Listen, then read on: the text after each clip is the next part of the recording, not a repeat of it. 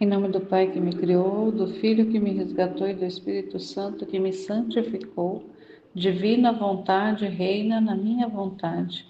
Ó minha mãe, eu te amo e tu me amas, dá-me um gole da divina vontade para minha alma.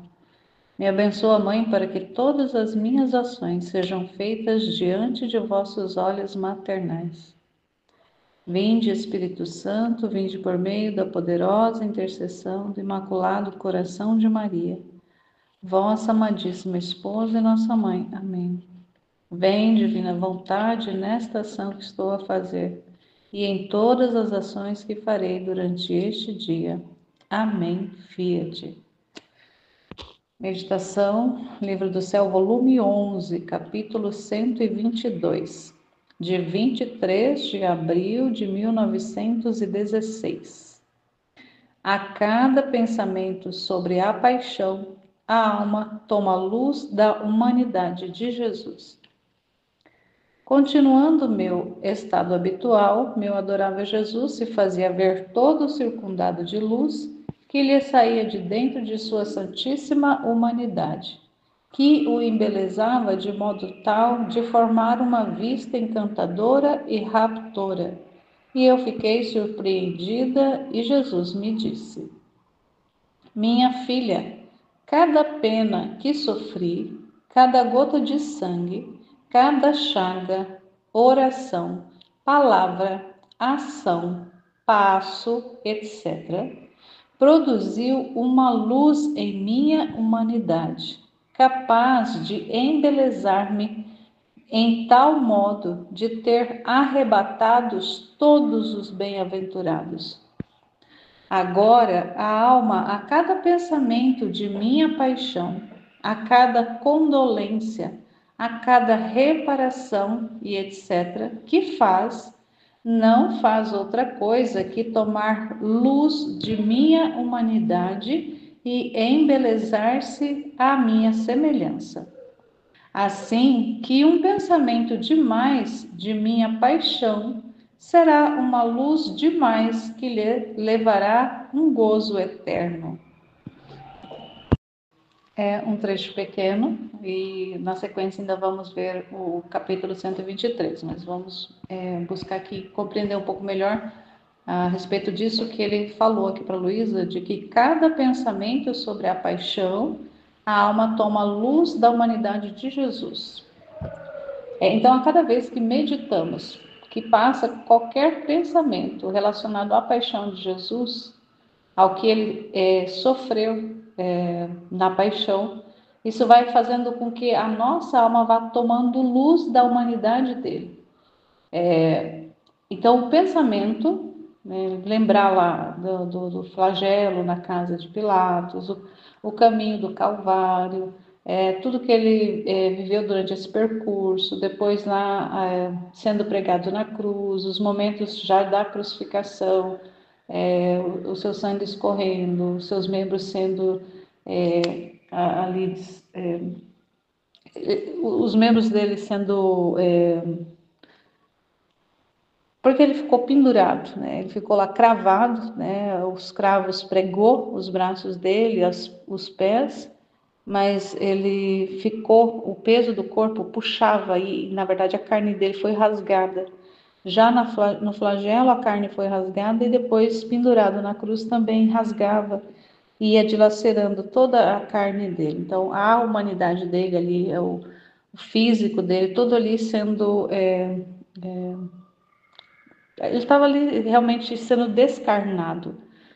Tudo, ossos expostos, carne e sangue, tudo ali misturado. E a sujeira também se misturava porque ele recebeu muitos escarros, e tudo aquilo que ele viveu. Então, quando a gente adentra nessa realidade, quando a gente medita a respeito disso, então, não, nem é necessário que a gente adentre profundamente na meditação, basta que o nosso pensamento passe por essa realidade. Então, ele fala, cada pensamento, então, o menor do maior pensamento a respeito em relação à paixão dele, já faz com que a nossa alma tome luz dessa humanidade dele, que sofreu. E E é lindo isso, né? Que ele vai comunicando. Então, isso para nós é um convite a que nós nos detenhamos mais vezes diante da realidade da paixão. Meditemos, pensemos a respeito. Nós estamos vivendo num tempo propício, nós estamos na quaresma, é o tempo do voltar para se converter, que as pessoas, é um chamado mais forte, é o tempo mais forte da igreja de chamado à conversão, da mudança de vida, tendo em vista a paixão de Jesus, tendo em vista os sofrimentos, tendo em vista a sua entrega, tendo em vista tudo que ele passou, tudo que ele viveu nos últimos momentos de vida dele. Então, nós fazemos memória disso tudo, sobretudo para quem participa e faz, ou mesmo que não vá na igreja, mas faça em casa, a meditação da Via Sacra, perpassa toda aquela realidade. E então são esses pensamentos, deter o pensamento nessa realidade da paixão dele faz com que a nossa alma vai tomando luz e vai ficando ali, sendo circundada. E a Luísa teve essa visão de que muitos raios de luz saíam de dentro de Jesus. E aí ele vai falando que cada pena que ele sofreu, cada gota de sangue que ele derramou, cada chaga que foi aberto nele, também cada oração, cada palavra, cada ação, cada passo que ele deu também. E quando se a gente pensa na paixão de Jesus, muitas vezes só nos remete a ali as últimas horas de sofrimento. Mas a gente também conhecendo um pouco mais realmente da história da nossa redenção, conhecendo um pouco mais do que foi a vida de Jesus sobre a terra, e especialmente hoje, lembrando que hoje, dia 25 de março, a igreja nós celebramos a encarnação do Verbo, a anunciação do anjo, a encarnação do Verbo. Hoje é o dia em que Maria recebeu a visita do anjo Gabriel, trazendo a notícia de que ela foi a escolhida para ser a mãe de Jesus. E ali, após ela perguntar como que se daria isso, né, veio esse questionamento, mas não como uma dúvida em relação a Deus, mas como da parte dela, como que aconteceria da parte dela, porque ela confiava em Deus, sabia que Deus era quem podia tudo. E tudo estava nas mãos dele. Mas da parte dela, como que se dará? Pois eu não conheço, né? Eu não tenho relacionamento. Eu já estava ali, na realidade, com José, mas ambos viviam num estado de castidade, um com o outro. E aí ela veio essa dúvida mais em relação a ela. E aí quando o anjo fala, esclarece que é o poder do Altíssimo que vai descer sobre ela, que vai fazer com que ela conceba, não é um ato humano, não vai ser ali um ato de dois esposos se unindo, mas é um ato que só precisa dela do sim, que quem vai fazer todo o trabalho é Deus, é o Senhor. E assim se dá. E ela fala assim, e o verbo se encarna, quer dizer, Jesus toma a natureza humana. O Deus assume a natureza humana. Então, hoje, nós também temos essa felicidade, essa alegria de celebrar esse sim de Maria e esse sim também de Jesus ao vir e se encarnar no ventre dela. E quem também medita a novena de Natal da Luísa, que são os 9 excessos de amor de Jesus no ventre de Maria, também ele fala que ele foi estar dentro do útero de Maria durante 9 meses foi uma prisão para ele, foi porque um Deus que se restringe no útero de uma mulher. Então ali também foi uma paixão, e ele também fala na meditação da novena que foi o início da paixão deles, foi ali na encarnação. Então durante os 9 meses ele viveu a paixão dele já ali. E não só isso, mas também no percurso dos 30 anos de vida oculta, de vida lá em Nazaré, ele também viveu a paixão, porque ele era Deus restringido numa natureza humana, num corpo humano, e vivendo no ocultamento, vivendo ali e vivendo também na simplicidade, vivendo na pobreza, vivendo na penúria, porque eles viveram muito a penúria, a pobreza, as privações, sendo Deus, sendo um rei, vivendo nas privações da limitação de uma vida simples, de uma vida pobre.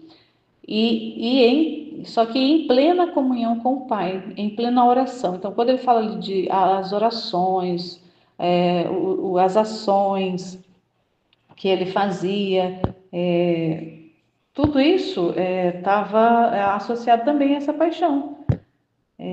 Então, a gente também compreende que a paixão de Jesus não se deu apenas durante os últimos momentos ali, depois da instituição da Eucaristia, que ele se dirige para o horto para orar, passa agonia, então ali já se inicia toda a paixão, que se dá ali da quinta-feira até a consumação na sexta-feira. Não foram apenas as últimas horas, que também a gente medita nas 24 horas da paixão da Luísa, que é uma preciosidade para se meditar, para se adentrar nessa realidade da paixão de Jesus. E faz com que a nossa alma se torne, cada vez que a gente medita nas 24 horas da paixão, também faz com que a nossa alma vai tomando essas luzes. Mas também lembrar que toda a vida dele foi uma paixão. Teve fases, mas foi também paixão, foi também renúncia, foi também sofrimento, foi também cruz.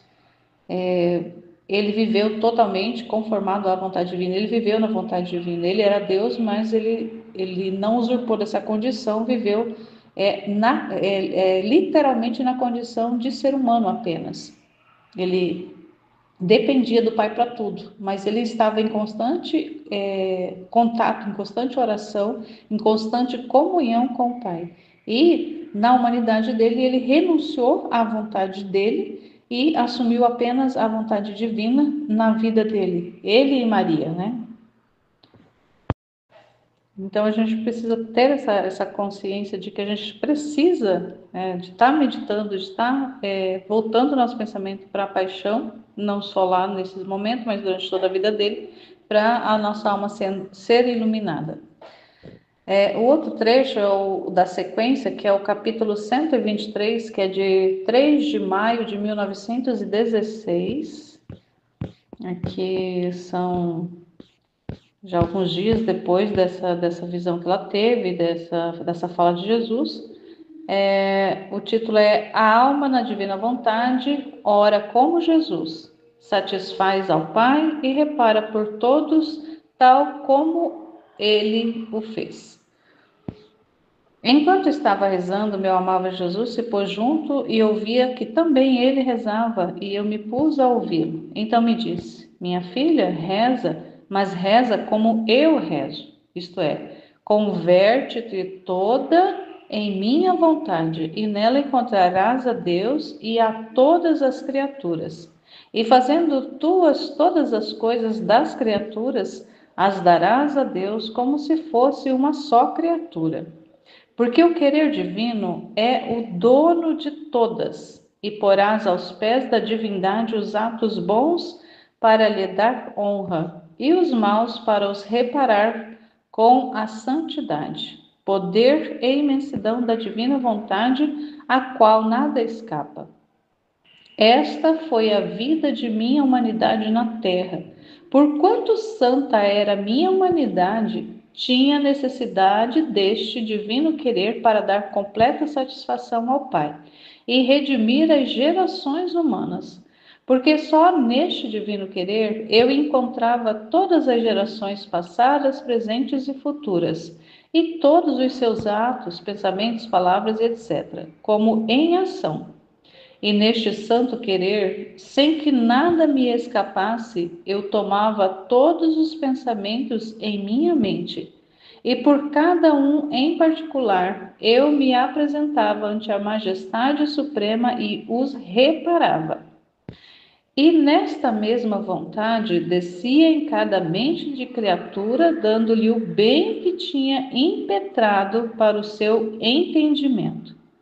Nos meus olhos tomava todos os olhos das criaturas, na minha voz as suas palavras, nos meus movimentos, os seus, nas minhas mãos, as suas obras, no meu coração, as afeições, os desejos, nos pés, os passos, e fazendo-os como meus, neste divino querer, minha humanidade satisfazia ao Pai, e eu punha a salvo as pobres criaturas.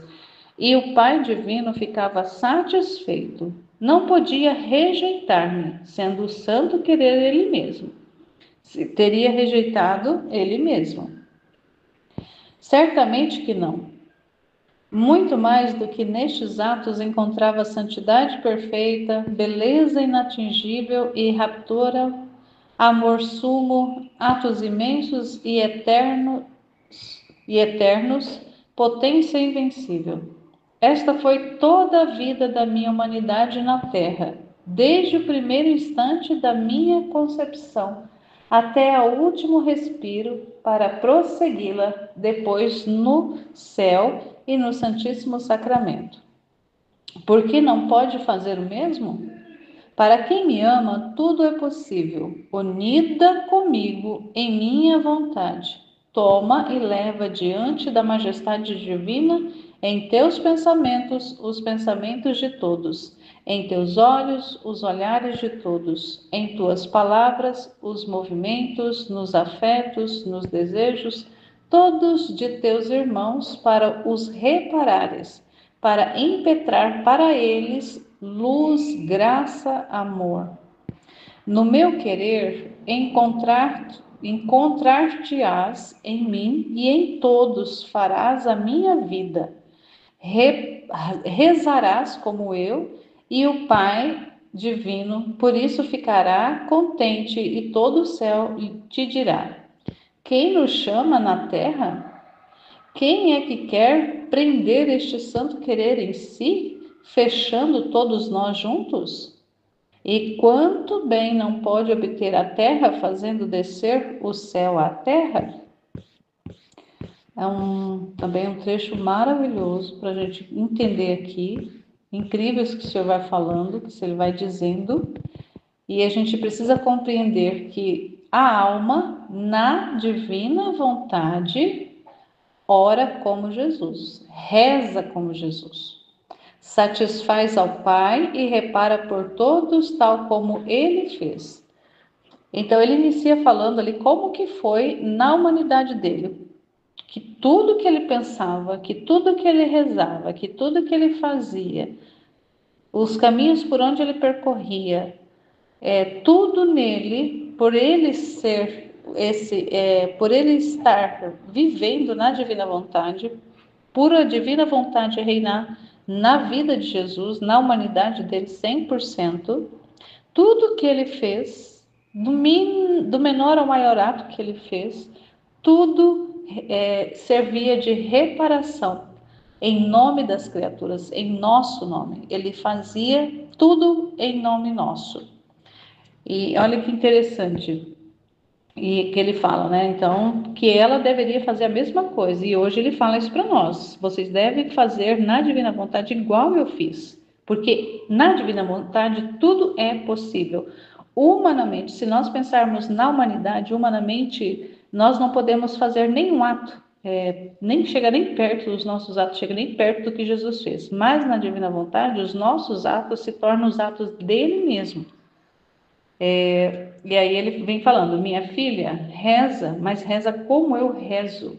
Isto é, converte-te toda em minha vontade. Então, como é que nós vamos conseguir rezar como Jesus rezava? Estando dentro da vontade divina, vivendo na vontade divina. É somente na divina vontade que nós vamos conseguir rezar como Jesus rezou. E fazer o que ele fez, reparar como ele reparou, por todas as almas do presente, do passado e do futuro. E aí ele vai relatando aqui que ele tomava o pensamento das criaturas, ele fazia, caminhava os passos das criaturas, ele agia, ele refez ali os atos das mãos das criaturas, os pensamentos das criaturas, os olhares das criaturas. Então, tudo que nós fizemos, fazemos e ainda faremos, tudo isso passou por Jesus. Ele fez, na divina vontade, ele fez tudo isso e apresentou tudo isso ao Pai, de forma reparada, quer dizer, todas as nossas ações, pensamentos, olhares, tudo em nós foi para Deus, mas passou por Jesus. Foi passado por Ele. Ele fez em nosso nome. Hoje, esses atos que ele fez estão disponíveis para nós fazermos a mesma coisa, para nós repetirmos estes atos, repetirmos esses pensamentos, repetirmos essas orações, esses passos, tudo que ele fez já em nosso nome está disponível para nós tomarmos posse e fazermos repetindo o que ele fez, inclusive na oração. E só que isso só é possível na divina vontade. E quando nós fazemos tudo isso na divina vontade, igual a ele por natureza, nós por graça, mas igual a ele, nós fazemos também em nome de todos. Então, se a gente pensar o quanto que isso é grandioso, o quanto que isso chega até a ser humanamente incompreensível, mas ele fala que é possível porque na divina vontade tudo é possível. E inclusive lembrando que hoje eu falei, né, que hoje a gente celebra, a gente festeja a encarnação do Verbo. Então, o que aconteceu na encarnação? Só foi possível a encarnação por causa da divina vontade, porque Maria vivia na divina vontade. Então, só por isso, porque foi uma ação da divina vontade nela, é que possibilitou a encarnação de Jesus no ventre dela. Então, tudo que nós fazemos, se nós estamos de posse da divina vontade, se ela é a vida da nossa vida, tudo que nós fazemos, falamos, pensamos, todas as ações nossas, elas são a repetição dos atos de Jesus, é Ele mesmo fazendo através de nós, repetindo esses mesmos atos e alcança todas as gerações, do presente, do passado e do futuro. Quando muitas vezes a gente está falando a respeito disso dentro do nosso grupo de estudos, quem está participando compreende do que a gente fala, mas quando outras pessoas de fora estão escutando, muitas vezes escutam as nossas meditações porque elas se tornam públicas, acha muito estranho as coisas que a gente fala, mas a gente não está falando da nossa cabeça, a gente está apenas meditando algo que Jesus está dizendo para nós. Então ele está nos falando e nós estamos meditando a respeito disso que ele está falando. E a gente vai tomando posse disso que ele vai falando, do que ele vai revelando. E para a nossa vida ser esse ambiente de repetição da vida dele, na nossa vida. E a gente tem essa condição de dar esse espaço para Deus viver, para Deus reinar, para Deus obrar, para Deus fazer o que Ele quiser. Mas Ele tem que ser um reinado, um governo da divina vontade na nossa vida. Senão os nossos atos vão serem atos defeituosos, vão ser atos limitados, atos apenas meramente humanos e que vão ficar vão se acabar no tempo. São atos temporais e acabam no tempo. Quando nós fazemos na divina vontade, eles se tornam atos divinos, atos eternos e permanecerão para sempre. E alcança todos os tempos também. Então, esse é o grande convite que ele faz para nós, para que nós façamos tudo na divina vontade, vivamos na divina vontade, ou seja, esse viver na divina vontade não somos nós que vivemos, é o Senhor que vive em nós, é o Senhor que faz, que age através de nós. E isso faz com que reparemos também os atos das criaturas. Faz com que quando o Senhor, quando Deus, quando o Altíssimo, quando o Soberano Pai, Ele olha para nós, Ele não nos veja, Ele veja Jesus em nós.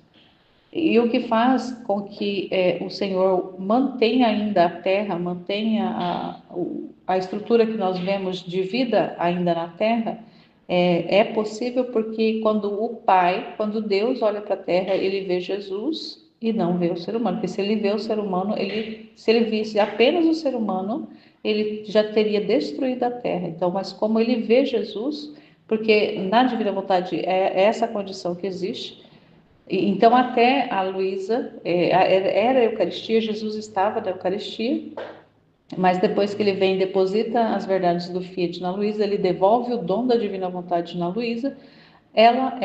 Foi a pequena filha da divina vontade, e a partir dela as outras pessoas que vão conhecendo, vão tomando conhecimento das revelações, vai assumindo, vai desejando viver essa mesma realidade e vai dando espaço da vida, vai dando espaço da vontade para ele vir e reinar e governar. Então, o olhar de Deus passa em direção a nós, não passa, ele não nos vê, ele não está aqui vendo a Laurici, ele está vendo aqui Jesus que está na Laurici fazendo as coisas, porque senão a Laurici já não existia mais.